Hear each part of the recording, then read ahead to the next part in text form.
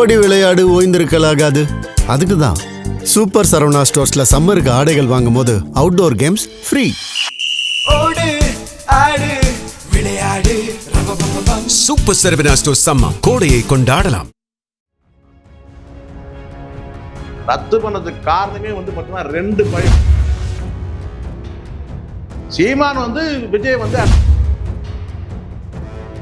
அங்க சீமான் அட்டாக் பண்ணி பேசுறதுல உங்களுக்கு பயம். அங்கேயும் தீய சக்தின்னு பேசுவாரா? ஜனநாயகன்னா அதெல்லாம் தேவையே இல்லை. அவங்கெல்லாம் என்ன செய்யணும், TN 2026 படம் போய் பார்த்தீங்கன்னா இந்த இடத்துல டிஎம்கேவும் ஏடிஎம்கேவும் அங்க வந்து பார்த்தீங்கன்னா எடப்பாடி பழனிசாமி லாக் பண்ணிட்டாங்க. இவங்களுக்குள்ள ஏதோ ரகசிய ஒப்பந்தம் இருக்கிற மாதிரியும் இப்படிலாம் வந்து ஒரு கேவலம் எப்பவுமே இருக்கு.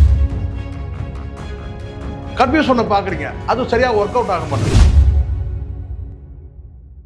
தமிழக தேர்தல் அரசியல் களத்தின் ஒவ்வொரு நகர்வுகளையும் தொடர்ச்சியாக விவாதித்து வரக்கூடிய நமது நியூஸ் போக்கஸ் தமிழ் சேனலை சப்ஸ்கிரைப் செய்து இணைந்திருங்கள்.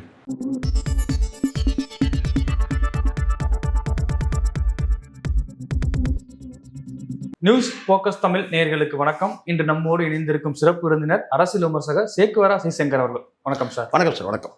காரைக்குடியில விஜய் அவர்கள் வந்து பிரச்சாரம் செய்யதா இருந்தது. ஆனா அவர் ஒதுக்கப்பட்ட நேரத்துல வராம காலம் தாழ்ந்து போனதுனால அவருடைய காரைக்குடி பிரச்சாரம் ரத்து செய்யப்பட்டிருக்கு. எப்படி சார் பாக்குறீங்க? இப்போ நீங்க நல்லா புரிஞ்சுங்க சார். ஒரு இடத்துல நீங்க வந்து அனுமதி கேட்குறீங்க, அந்த இடத்துல உங்களுக்கு அனுமதி கொடுத்துறாங்க.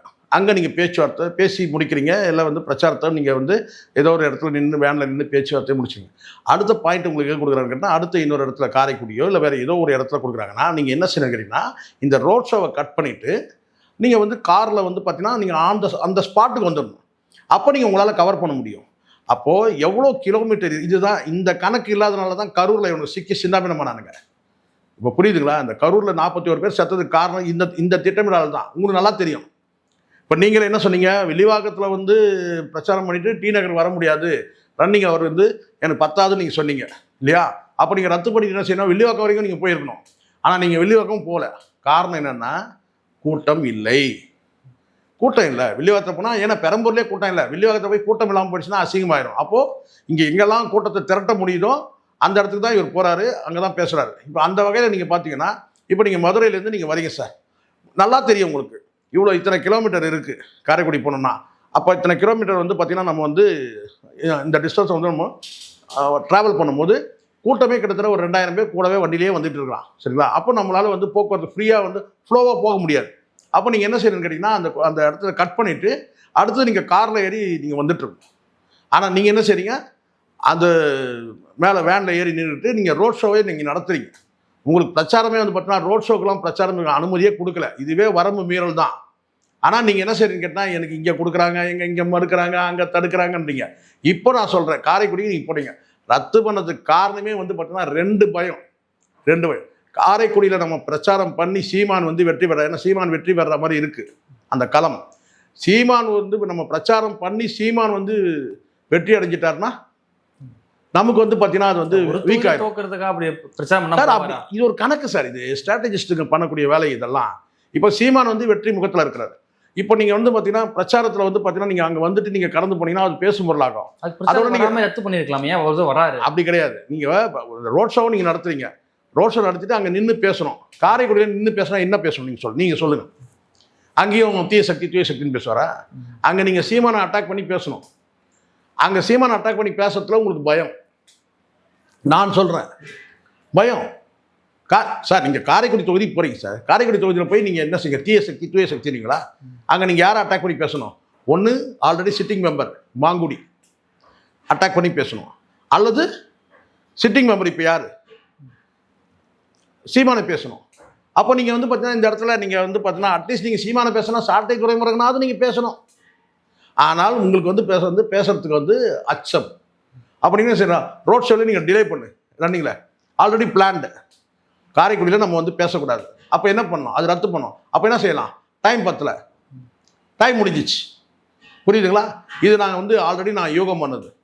காரைக்குடியில் சீமானை எதிர்த்து விஜய் வந்து பிரச்சாரம் பண்ண மாட்டார்னு எனக்கு தெரியும். திட்டமிட்டே ரொம்ப திட்டமிட்டு தான் அங்கே போனார். சார் நீங்கள் ஒன்று காங்கிரஸ்காரனை பேசணும் சார், சிட்டிங் மெம்பர் சார், காரைக்குடியில்.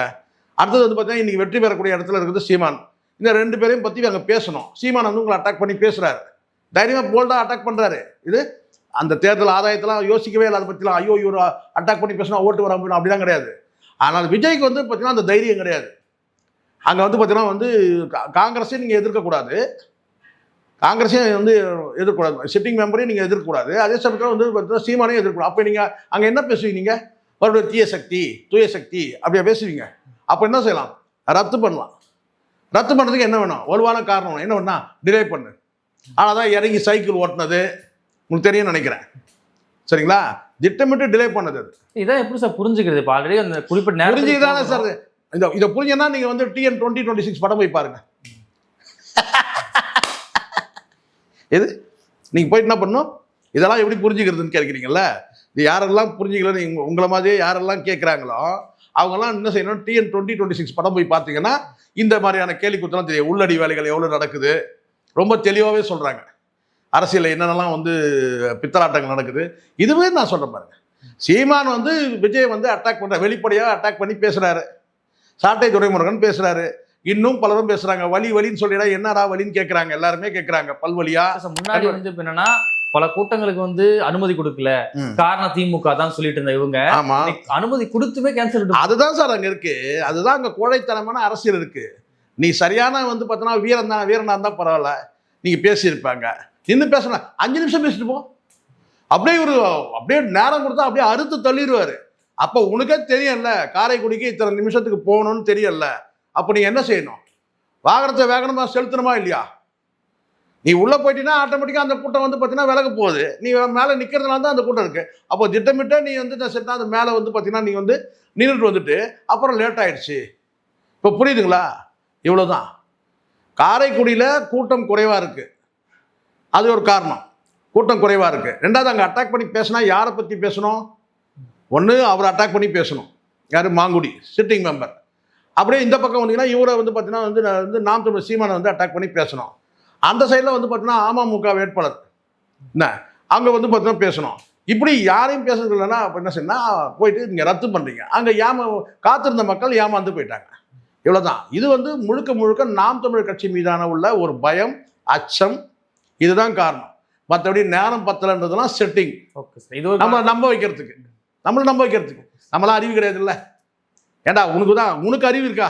நீ மதுரையில் முடிச்சிட்டேன்னா அடுத்தது உனக்கு எங்கே பாயிண்ட் கொடுக்குறாங்க? காரைக்குடியில் உனக்கு பிரச்சாரத்துக்கு அனுமதி. அந்த அனுமதி நேரத்துக்கு உன்னால் வர முடியல. அப்போ இப்போ நல்லா புரிஞ்சுங்க, எத்தனை இடத்துல இவனால் அனுமதிக்கப்பட்ட நேரத்தில் இவனால் போக முடியல, போக முடியல. காரணம் என்ன? அதுக்கு பின்னாடி ஒரு காரணம் இருக்கு. கூட்டம் குறைவாக இருக்கு. ஒன்று லேட். அப்படிதான் அந்த கரூர் நிகழ்வு அப்படி நடந்தது தான். காலதாமதம் பண்ணு, லேட் பண்ணு, கூட்டம் இன்னும் கொஞ்சம் வரட்டும். இப்போ சரியான மதிய நேரம் சார், சரியாக வந்து ஒரு 2:30 3 மணி. அந்த 3 மணினா 3 மணிக்கு வந்து பார்த்தீங்கன்னா மக்கள் காத்திருக்கிறாங்க. நீ அங்கே நேரத்தோட முடிச்சுட்டு கிளம்பியிருந்தீங்கன்னா இப்போ இந்த இடத்துல நீ பேசியிருப்பான்ல. அப்போ உனக்கு என்னன்னு கேட்டீங்கன்னா இதுதான். அப்போ அவாய்ட் பண்ண எதுக்காக? அதுக்கு 2 காரணம். ஒன்று கூட்டம் குறைவாக இருக்குது, இன்னொன்று வந்து பார்த்தீங்கன்னா சிட்டிங் மெம்பரையும் சீமானையும் வந்து அட்டாக் பண்ணி பேசணும். என்ன நம்ம பேசுறது பிரச்சனை இல்லை, பேசிடலாம். அடுத்த நாள் கட்டை விரிப்பான். யார்? சாட்டை துரைமுருகன். இது மொத்தமாக விரிப்பான். நீ ஒரு வார்த்தை நீ சீமானை வந்து பேசுனீன்னா அவன் வந்து பார்த்தீங்கன்னா மொத்தமாக வந்து மொத்த ஆங்கிலம், தமிழ் மற்றும் இதர வந்து பார்த்தீங்கன்னா வந்து இந்தியாவில் இருக்கிற அத்தனை மொழிகள்லையும் வந்து பார்த்தீங்கன்னா ஒன்றா கழுவி ஊற்றுவான். அப்போ என்ன செய்யணும் கேட்டான்? எஸ்கேப் ஆயிடலாம். இப்போ புரியுதுங்களா? விஜய் நடத்தக்கூடிய அரசியல் அத்தனையுமே வந்து பார்த்தீங்கன்னா கோழைத்தனமான அரசியல். புதுசாக வந்து இந்த பவுன்சர்கள் பண்ணது வந்து பயங்கர பேசு பொருளாக இருக்கு. ஏன்னா அந்த வண்டி மேலே ஏறுறாங்க, எட்டி உடைக்கிறது. சார் கேவலமாக நான் இது தயவு செய்து ப்ளீஸ் நீங்கள் போங்க சார், இந்த TN 26 போய் பாருங்க சார். அது பவுன்சர் வந்து கையில் வந்து பவுன்சர் அதுதான் சார். இங்கே அது அத்தனையுமே இந்த படத்தில் இருக்குது சார். எவ்வளோ வந்து சென்சாரில் வெட்டினாங்கன்னு தெரியல. உள்ளபடியே சென்சாரில் இந்த TN 2026 எவ்வளோ வெட்டினாங்கன்னு எனக்கு தெரியல. நீங்கள் சொல்லக்கூடிய அத்தனையுமே அதில் இருக்குது. அவ்வளோ வந்து பார்த்தீங்கன்னா வந்து முழுக்க வந்து பவுன்சர்களுடைய அநாகரிகம் வந்து பார்த்தீங்கன்னா உச்சம். அதுவும் இன்னைக்கு நடந்தது, நேற்றுக்கு நடந்தது. இது மாதிரி ஒரு கேவலம் வந்து தமிழ்நாட்டுக்கு வந்ததே கிடையாது சார். இது வந்து ரொம்ப துரதிருஷ்டமான வந்து ஒரு என்ன சொல்ற ஒரு கேடு காலம் சொல்லுவாங்கல்ல, கெட்ட காலம் சொல்லுவாங்கல்ல. தமிழ்நாட்டில் நானும் வந்து பார்த்தீங்கன்னா அந்த அரசியல் 40 ஆண்டு காலம் அரசியல் உற்று நோக்கிறேன். நான் இப்படிலாம் வந்து ஒரு கேவலம் எப்பவுமே எம்ஜிஆர் காலத்துலேருந்து நம்ம நினைவு இருக்குது சார். நமக்கு எம்ஜிஆர் காலத்துலேருந்து நம்ம பார்த்துருக்கோம். எத்தனை நடிகர்கள் அதுக்கப்புறம் வந்து பார்த்தீங்கன்னா வந்து சினிமாவில் வந்து அரசியல் வந்திருக்காங்க. இப்படி ஒரு கேவலம் நடந்ததே இல்லை. இப்படி ஒரு தற்குறிகள் கூட்டம் வந்து பார்த்தீங்கன்னா வந்து இருக்கிறத வந்து நினச்சி வெக்கப்படுறோம் நம்ம. இந்த இடத்துல தான் வந்து பார்த்தீங்கன்னா இங்கே வந்து இந்த அறிவார்ந்த அரசியல், இந்த திராவிட இயக்கங்கள். இப்போ நீங்கள் ஒரு விஷயம் பார்த்தீங்கன்னா, விஜய் செய்த மிகப்பெரிய ஒரு இது கேட்டினா, திமுகவை வருந்து கட்டிக்கிட்டு வந்து இன்னைக்கு ஆதரிக்கிறாங்க உள்ளபடியே. இப்போ திமுக வந்து எனக்கு நான் வந்து வாக்களிச்சதே கிடையாதுங்க, நான் டிஎம்கேக்கு நான் எப்பவுமே வாக்களிச்சு அவங்களாம் கூட பார்த்தீங்கன்னா நான் இன்னைக்கு திமுக வாக்களிக்கிறன்ற நிலைமைக்கு வந்துட்டாங்க. நீங்கள் பாருங்க, ஏன் வந்து பிஜேபி தான் வந்து பார்த்தீங்கன்னா அருவருப்பாக பார்த்த காலகட்டம் இருக்குது. அது பாலியல் ஜல்சா கட்சி அப்படின்னு. ஆனால் இந்த பிஜேபி கூட பரவாயில்லைங்கன்னு சொல்கிற அளவுக்கு கொண்டு வந்துட்டானா பார்த்து. திமுக வந்து பார்த்தீங்கன்னா காலகாலமாக பரம்பரையாக எதிர்த்தவர்கள் கூட இன்னைக்கு வருந்து கட்டி கொண்டு திமுக வந்து ஆதரிக்கிறோம்னு சொல்கிற அளவுக்கு வந்தாச்சு. இப்போ பாருங்கள் எப்படி நெகட்டிவான பார்வைகள் அத்தனையுமே வந்து இப்போ பாசிட்டிவாக போயிடுச்சு. டிஎம்கே வரட்டும், பரவாயில்லைங்க, ஊழல் தானேங்க, பண்ணட்டங்க, பரவாயில்லைங்க. ஊழல் கட்சியாக பரவாயில்ல, பண்ணட்டுங்க. அவங்க மதவாத கட்சியாக பரவாயில்லைங்க. ஆனால் வந்து இப்போ இந்த மாதிரி ஒரு முட்டாள் கூட்டம் வரக்கூடாதுங்க. ஏன்னா அவ்வளோ முட்டாள் கூட்டங்களை நம்ம பார்க்குறோம் சார். ஸோ அதனால் எனக்கு நான் சொல்கிறேன், இந்த இடத்துல வந்து பார்த்தீங்கன்னா வந்து இது ரிசல்ட்டு எப்படி போய் முடியும், களத்தில் போய் பார்க்கும்போது பார்த்தீங்கன்னா இங்கே வேறு மாதிரி பேசுகிறாங்க. களத்தில் எல்லாருமே வந்து பார்த்தீங்கன்னா வந்து நாங்கள் வந்து ஒரு மாற்று அரசியலை விரும்பக்கூடியவங்க அத்தனை பேரும் விஜய்க்கு தான் வாக்களிக்கிறோம் அப்படி சொல்கிறாங்கன்னு சொல்லி கூட சில தகவல் வந்து பரவலாக பேசப்படுது தான். அது சிலது உண்மையும் கூட இருக்குது, நம்ம மறுக்கிறதுக்கெலாம் இல்லை. ஒரு களத்தில் போய் பார்க்கும்போது பார்த்தீங்கன்னா ஆண்ட கட்சியில் மாறி மாறி வாக்களிக்கிறதா இருக்குது. இந்த முறை நாங்கள் வந்து மாற்றி வாக்களிக்கிறோம். சரி, மாற்றி வாக்களிக்கிறீங்க, அவன் வந்து மடையனாக இருக்காங்க, முட்டாளாக இருக்காங்க, அறிவு கட்டமாக இருக்கிறாங்க, தற்கொலை பசங்களாக இருக்கிறாங்க கேட்டால், ஆனால் பரவாயில்லைங்க, மாறி வரட்டங்க, சும்மா வந்து மாறி மாறி இவங்களுக்கு. அதுக்கு காரணம் கேட்டால் திமுக அதிமுக பண்ண அந்த அரசியல் வந்து பார்த்திங்கன்னா வந்து ஒரு வைராக்கிய அரசியலாக இல்லை. இப்போது திமுக வந்து ஜெயலலிதா அவர் மீது வந்து பார்த்தீங்கன்னா சொத்துக்குவி வழக்கு போட்டு அவங்கள நடக்க விட்டாங்கன்னா, இது வந்து அந்த 2 பேருமே வந்து பார்த்தீங்கன்னா எதிர்கட்சிகளை தாண்டி எதிரி கட்சிகளாக இருந்தாங்க. பட்டு இந்த இடத்துல டிஎம்கேவும் ஏடிஎம்கேவும் ஒரு குறிப்பிட்ட காலம் வரைக்கும் ஒரு 2-3 வருஷமாக வந்து ஒரு இணக்கமான அரசியலாக போயிட்டாங்க. அது காரணம் அண்ணாமலை பண்ண பல அழிச்சாட்டியங்கள், அண்ணாமலை பண்ண திமுக எதிர்ப்பு அரசியலில் வந்து பார்த்திங்கன்னா அதிமுக வந்து மங்கி போயிடுச்சு. சரி, அண்ணாமலை வந்து நீக்கியாச்சு, கூட்டணி உறுதியாயிடுச்சு பிஜேபியோட அப்படின்னு பார்த்தீங்கன்னா அந்த இடத்துல வந்து பார்த்தீங்கன்னா விஜய் வந்துட்டு கேட்டால் திமுகவோட எதிர்ப்பு அரசியலை அவர் கையில் எடுத்துட்டாரு. ஸோ திமுகவோட எதிர்ப்பு அரசியல் வந்து இங்கே பலவாறு பிரிஞ்சிருச்சு. அதனால் அதிமுக அந்த எதிர்ப்பு, அந்த வழக்கமான இருக்கக்கூடிய அந்த பரம்பரை அந்த எதிர்ப்பு இருக்கு இல்லையா, வழக்கமான, அது வந்து பார்த்தீங்கன்னா மங்கிடுச்சு. இப்போ அது வந்து அந்த இடத்த வந்து விஜய் வந்து ஃபில் பண்ணிட்டார். அப்போ என்ன ஆச்சு கேட்டால் ஆளுங்கட்சிக்கு எதிராகவும், அதாவது திமுக வந்து அரசுக்கு எதிராக வந்து பார்த்தீங்கன்னா யார் களமாறுறது, அது வந்து இவர் தாங்க களமாறுறாரு அப்படின்ற வந்து ஒரு பொய்யான ஒரு என்ன சொல்ற ஒரு டெம்பரரியான ஒரு ஸ்டேட்டஸ் வந்து அவன் எடுத்துட்டான். யார்? விஜய் எடுத்துட்டான். அப்போ இந்த இடத்துல அதிமுக வந்து பார்த்தீங்கன்னா வந்து இவங்களுக்குள்ள ஏதோ ரகசிய ஒப்பந்தம் இருக்கிற மாதிரியும், அதுக்கேற்ற மாதிரி தான் பார்த்தீங்கன்னா எந்த நடவடிக்கையும் வந்து எதிர்ப்பு நடவடிக்கை எதுவுமே வந்து செய்யலை. இவங்க வந்து ஒரு பழிவாங்கும் நடவடிக்கைன்னு எடுத்துலனா கூட குறைஞ்சபட்சம் அரசோட என்ன சொல்ற கேட்டால் தொடர் கடமையாக கூட வந்து பார்த்தீங்கன்னா வந்து அதிமுக மீது எந்த நடவடிக்கை எடுக்கவே இல்லை. கடந்த 5 ஆண்டு காலத்தில் இவங்க வந்து இந்த ஊழல் பண்ணாங்க, இதை பண்ணாங்க, ஏன் வடநாடு விஷயத்துலேருந்து எல்லாமே வந்து பார்த்தீங்கன்னா இவங்க எதிர்ப்பு காட்டவே இல்லை. ஒரு அண்டர்ஸ்டாண்டிங்கில் போன மாதிரி போயிடுச்சு. அதுக்கு காரணம் என்ன, அண்ணாமலை பண்ணக்கூடிய வந்து அந்த ஃபைல் 1, 2, 3 சொல்லி கவர்னர்லாம் கொண்டு போய் கொடுத்தாருல, அதன் மூலமாக எதிர்ப்பு அரசியல் அவர் கையில் எடுத்துட்டார். திமுக எதிர்ப்பு அரசியல் இவங்க ரெஸ்ட் எடுத்துட்டாங்க. யார்? எடப்பாடி சைடு. இப்போ அதுக்கப்புறம் அவர் வீட்டை பிறகு என்னன்னு கேட்டிங்கன்னா இப்போ வந்து விஜய் எடுத்துக்கிட்டாரு. அப்போ வந்து கிட்டத்தட்ட ஒரு 3 வருஷம் 4 வருஷம் வந்து கேட்டிங்கன்னா எதிர்ப்பு அரசியலே கையில் எடுக்கல அவங்க. யார்? ஏடிஎம்கே. டிஎம்கேவும் வந்து பார்த்தீங்கன்னா வந்து அவங்க மேலே வந்து எதுவும் நடவடிக்கை எடுக்கல. ஏன்னா தேர்தலுக்கு முன்னாடி சொன்னாங்க, 21 தேர்தலுக்கு முன்னாடி நாங்கள் ஆட்சிக்கு வந்தால் இந்த நடவடிக்கை எடுப்போம், அதை எடுப்போம், இது கடைசியில் எதுவுமே எடுக்காது. அப்போ இந்த இடத்துல வந்து கேட்டிங்கன்னா வந்து அரசியலில் வந்து ஒரு தெளிவற்ற, யாருக்கு யார் எதிரின்றது ஒரு தெளிவற்ற நிலையில் வந்து விஜய் வந்து அரசியலில் வந்து பார்த்தீங்கன்னா முழுமையாக தன்னை ஈடுபடுத்தியிருந்தால் கூட திமுக எதிர்ப்பு அரசியலும் முழுமையாக ஈடுபடுத்தி திமுகவை அட்டாக் பண்ணுறது, திமுகவை தாக்குறது, திமுக வந்து முதலமைச்சர் விமர்சனம் பண்ணுறது. திமுக எதிர்ப்பு மட்டும் மையம் வச்சு பேசக்கூடிய விஜய் அவர்களுக்கு ஓட்டு அப்படி போக வாய்ப்பு இருக்கா? மொத்த ஓட்டம் இல்லை. இப்போ வந்து பார்த்துப்பாங்க சார், இங்கே ஒரு விஷயம் எடுத்துங்க சார், ரொம்ப எளிமையாக இப்படி எடுத்துங்களேன். வழக்கமாக வந்து பார்த்தீங்கன்னா வந்து விஜய் அரசியலில் இல்லை, திமுகவோட எதிர்ப்பு வாக்குகள் யார்? அதிமுக தான் வாங்குவாங்க. ஆட்சிக்கு எதிரான வாக்குகள் அதிமுக தான் வாங்கும். இப்படி தான் மாறி மாறி இத்தனை ஆண்டு காலம் மாறி மாறி நடந்தது. காரணம் இதுதான். ஜெயலலிதா இருக்கும்போது சரி, கலைஞர் இருக்கும்போது இப்படி தான். அதிமுக ஆட்சி இருக்கும்போது எதிர்ப்பு வாக்குகள் வந்து திமுக சைடு போயிடும். இப்படி தான் வந்து இருந்துச்சு. இப்போ இந்த இடத்துல வந்து பார்த்தீங்கன்னா வந்து நேருக்கு நேர் நான் தான் போட்டின்னு சொல்லி ஒரு ட்ரெண்டை செட் பண்ணுறாங்க. இது ஸ்ட்ராட்டஜிஸ் மூலமாக நடக்குது. என்னென்னு கேட்டால் டிஎம்கேக்கு மாற்று நான் தான், டிஎம்கே எதிர்க்கிறவன் நான் தான். அது வந்து பார்த்தீங்கன்னா நான் வந்து ஸ்டாலினை எதிர்க்கிறேன் பாரு, முத்துவேல் கருணாநிதி ஸ்டாலின், அதுக்கப்புறம் ஸ்டாலின் அங்கிள், அப்படி இப்படி பேசுகிறேன் நான் வந்து ஸ்டாலின் சாரா இந்த விஜயா, இப்படி இந்த ட்ரெண்டை ஓட்டும் போது என்ன ஆச்சுன்னு கேட்டிங்கன்னா திமுக பெருசாக டேமேஜ் ஆகலை. வழக்கமாக வந்து எதிர்ப்பு அரசியல் மூலமாக வந்து வாக்குகளை கவரக்கூடிய வந்து அதிமுக வந்து வலுவிழந்து போகுது. இது ஆளுங்கட்சியை பாதிக்காம எதிர்கட்சியை பாதிச்சிருக்குங்களா? எதிர்கட்சியை பாதிச்சு. இங்கே தான் நுணுக்கமான அரசியல் வேலை நடந்திருக்கு. ஜான் ஏன் நான் ஜானை பலமுறை நான் சொன்னேன், ஜானோட நான் பேசியிருக்கேன், பழகியிருக்கிறேன். ஜான் வந்து மதிநுட்பம் நிறைஞ்ச ஆள், சாதாரண ஆள் கிடையாது. ஆனால் சரியான இடத்துல அங்கே இல்லை. ஜானுக்கு வந்து அங்கே வந்து ஒத்துழைப்பு வந்து விஜய்கிட்டே இல்லை, விஜய்கிட்டே கிடையாது. ஜான் சொல்கிறத வந்து விஜய் கேட்டிருந்தாருன்னா இன்றைக்கி வந்து இந்த எந்த கஷ்டமும் இந்த கரூர் நிகழ்வு இதெல்லாம் எதுவுமே நடந்திருக்காது. இன்னும் சொல்லப்போனால் சினிமா கூட தூக்கி போட சொல்லிட்டார் அவர். ஜனநாயகம் அதெல்லாம் தேவையே இல்லை. 19% ஸ்ட்ராங்காக இருக்குது. 2 கட்சியை மட்டும் நான் உள்ளே கூப்பிட்டு வந்துடுறேன் நான் அப்படின்னு சொன்னார். அந்த 2 கட்சியில் வந்து ஒன்று காங்கிரஸ், ஒன்று வந்து விசிகா வராத போது பாட்டாளி மக்கள் கட்சி கொண்டு வரேன்னு சொன்னார். ஸோ இது 3 இருந்தாலே போதுங்க நம்மன்னு சொல்லிட்டாரு.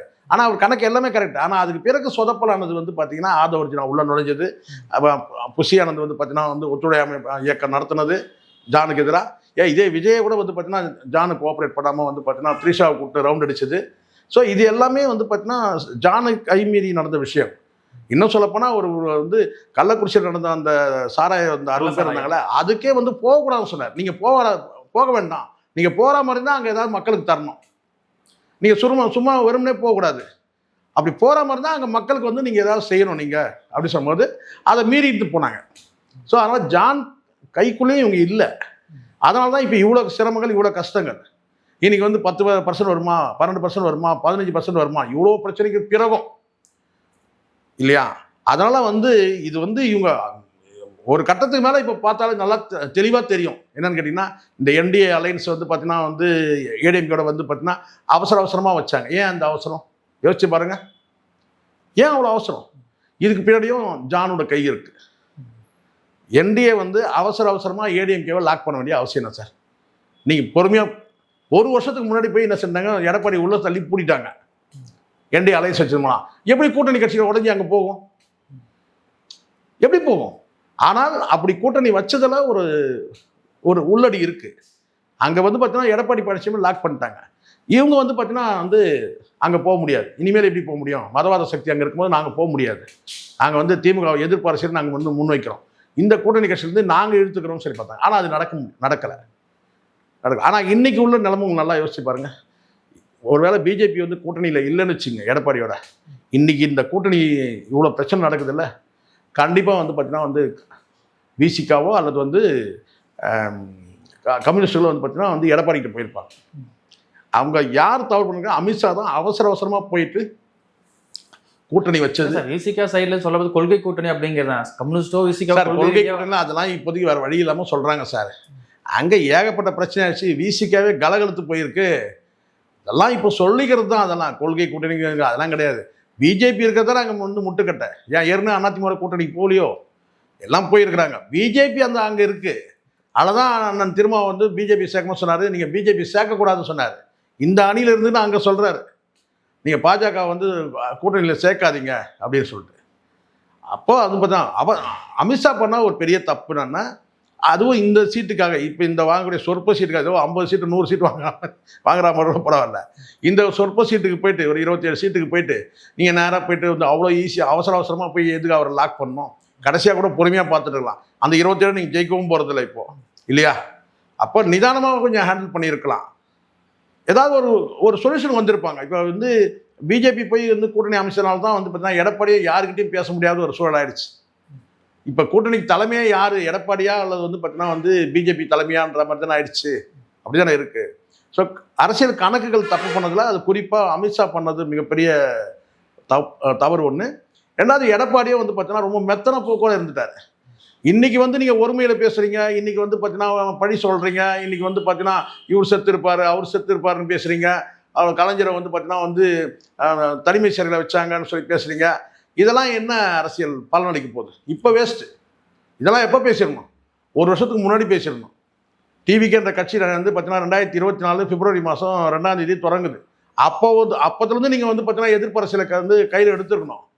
அது ஒரு அரசியல் கணக்கு சார். அந்த கணக்கு மிஸ் பண்ணிட்டார் எடப்பாடி. உண்மையிலே நான் சொல்கிறேன். இன்னைக்கு நீங்கள் என்ன பண்ணாலும் சரி, அதுதான் அங்கே வந்து ஜானகி அணி ஜே அணி தனித்தனியாக பிரியும் போது ஜெயலலிதா கிட்ட ஒரு வார்த்தை கேட்குறாங்க. அன்னைக்கு யார் ஸ்ட்ராட்டஜிஸ்ட் இருந்தாங்க பக்கத்தில்? நான் கேட்குறேன். எல்லாம் அந்த அரசியல் கட்சியில் இருந்த நாவலர், KKSSR, அதுக்கப்புறம் வந்து பண்ருட்டி, இவங்க தான் இருந்தாங்க. அன்றைக்கி ஜெயலலிதா கிட்ட கேட்டாங்க, உங்களுக்கு அரசியல் எதிரி யாருன்னு கேட்கும்போது நான் சொன்னேன், எவ்வளோ நேரம் ஆகும் ஜானகின்னு சொல்கிறதுக்கு? ஏன்னா ஜானகி தான் வந்து பிரிச்சிருக்கா, ரெண்டாக பிரிஞ்சிருக்கு. அரசியல் எதிரி உங்களுக்கு யாருன்னு கேட்டால் நீங்கள் என்ன சொல்லுவீங்க? ஜானகின்னு சொல்லியிருப்பீங்க. ஆனால் ஜெயலலிதா என்ன சொன்னாங்க? புரட்சி தலைவருக்கு யார் அரசியல் எதிரியோ அந்த கருணாநிதி தான் எனக்கு அரசியல் எதிரின்னு சொன்னாங்க. அப்போ தொண்டர்கள், கிராஸ் ரூட்டில் இருக்கிற அத்தனை பேரும் அப்படியே பின்னாடி திரும்பிட்டான். யார் பின்னாடி? ஜெயலலிதா பின்னாடி. அவங்க நடிகையா, மேக்கப் போட்ட நடிகையா, மேக்கப் இல்லாத நடிகையா, மார்க்கெட் உள்ள நடிகையா, மார்க்கெட் இல்லாத நடிகையா, அதெல்லாம் பார்க்கவே இல்லை. கருணாநிதிக்கு சவால் விடக்கூடிய ஒரு தலைவியா இருக்கிறார். இன்னைக்கு விஜய் அதான செட் பண்றாரு, தனக்கு எதிரியா திமுக தானே முன்னெடுத்துறாரு. கரெக்ட் தானே பண்றாருல. எடப்பாடி என்ன பண்ணார் சார்? எடப்பாடி காலி சார், எழுதி வச்சுங்க சார். எடப்பாடி ஏடிஎம்கேவோட வாக்குகளை, பெருவாரியான வாக்குகளை வந்து அவர் என்ன நினைச்சிட்டாங்கன்னா, இந்த இடத்துல யோசிச்சு பாருங்க. எடப்பாடி என்ன நினைச்சாருன்னா, டிஎம்கே தான் அட்டாக் பண்றாரு, திமுக ஓட்டு தான் பிரிக்க போறாரு. டிஎம்கே அட்டாக் பண்ணா டிஎம்கே ஓட்டு கிடையாது நினைச்சது சார். அதுதான் சார். ஆனால் நடக்கிற விஷயம் வேற. இப்போ நான் சொல்றேன், டிஎம்கே சேதாரமே இல்லையா? விஜய் அரசியல் வரதுனால எல்லாருக்கும் சேதாரம் உண்டு தான். நாம் தமிழ் தான் அவங்க வந்து வாக்குகளை தக்க வச்சுப்பாங்க. ஏன்னா அது வந்து கடுமையான, அதுக்கு ஜான் லாங்குவேஜில் சொன்னோம்னா, ஒரு மிருகம் மாதிரி அந்த கட்சி வந்து பார்த்தீங்கன்னா, அந்த தலைவன் வந்து ஒரு மிருகத்துக்கு சமம், வலிமையாக வச்சுருக்கான். அந்த ஓட்டு பிரியவே பிரியாது. பணம் கொடுத்தாலே வந்து பிரியாது. ஏன்னா விழுந்த ஓட்டு கூட பார்த்தீங்கன்னா பணம் வாங்காத விழுந்த ஓட்டு, அந்த பிரிக்கவே முடியாது. அந்த 8.5% மேலே வாங்கக்கூடிய வாக்குகளை வேணால் நீங்கள் வந்து மடைமாற்றம் செய்யலாம். ஆனால் அதுலேயும் கூட பார்த்தீங்கன்னா சீமானுடைய கடுமையான உழைப்பின் மூலமாக அந்த 8.5% தாண்டி போகும் கண்டிப்பாக, அது நோ டவுட். ஆனால் இந்த இடத்துல வந்து பார்த்தீங்கன்னா ஏடிஎம்கேல வந்து பார்த்தீங்கன்னா வந்து திமுகவுக்கு வந்து எதிர்ப்பு அரசியல் வந்து பண்ணக்கூடிய அந்த ஏடிஎம்கேல இருக்கிற அந்த ஏடிஎம்கே வந்து இருக்கக்கூடிய அந்த தொண்டர்கள் வந்து இவங்க வலிமையாக வந்து திமுக எதிர்ப்பு அரசியல் கையில் எடுக்காததுனால காலம் தாழ்த்தி எடுக்கிறாங்க. இப்போ அவங்க வந்து பார்த்தீங்கன்னா விஜய் விரும்புகிறான், விஜய் நல்லா அட்டாக் பண்ணுறாருங்க, ஸ்டாலினை பயங்கரமாக அட்டாக் பண்ணுறாங்க. இன்றைக்கி நீங்கள் சொல்லுங்களேன், நீங்கள் தான் படித்தவர் தானே, நீங்கள் நேர்காணலாம் பண்ணுறீங்க. இன்றைக்கி வந்து பார்த்தீங்கன்னா வந்து ஸ்டாலினை வந்து எதிர்க்கிற இடத்துல வந்து பார்த்தீங்கன்னா யார் ஃபர்ஸ்ட் லிஸ்ட்டில் நீங்கள் சொல்லுங்கள், ஃபர்ஸ்ட்டில் யாரை சொல்லுங்கள்? இப்போ விஜய் தான். முடிஞ்சு.